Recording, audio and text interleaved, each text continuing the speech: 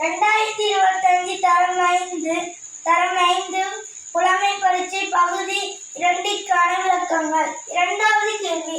பின்வரும் ஒவ்வொரு வாக்கியத்திற்கும் பொருந்தும் சரியான பயனுள்ள சொல்லை அடைப்புக்குறிக்குள் இருந்து தெரிவு செய்து அதன் கீழ் கோடுங்கள்.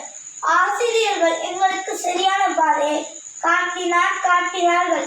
நாங்க இதுக்கு விட பார்க்கறதுக்கு முன்னாடியே பார்ப்போம். ஆசிரியர்கள் உயர்திணைக்குள் அடங்குவாங்க, பலர்பாலுக்குள் அடங்குவாங்க, எண் பன்மைக்குள் அடங்குவாங்க, இடம் படத்துக்குள் அடங்குவாங்க. நாங்க பார்ப்போம். ஆசிரியர் எங்களுக்கு சரியான பாதையை காட்டினார்கள். இதுல பன்மையா வந்திருக்கிறாங்க.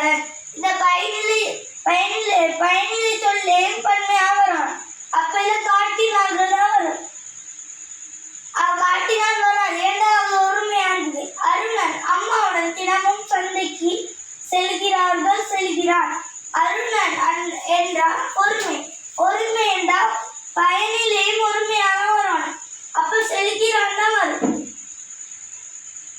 அடுத்தது தேனீக்களும் மண்ணாந்தி பூச்சியும் தேனை குடிக்கின்றது. தேனீக்களும் மண்ணாந்தி பூச்சியும் ஒருமைக்கு பயன்பட்டதுதான் பன்மை. தேனீக்களும் மண்ணாந்தி பூச்சியும் தேனை குடிக்கிறா பன்மை வரும். எனக்கு பயனிலைக்கு அப்ப குடிக்கின்றன வரும். அடுத்தது அது சுதந்திரமாக பறந்து சென்றன. அது என்றா நாங்க ஒருமை என்று சொல்றது. அவை என்றா பன்மை என்று நாங்க சொல்லுவோம்.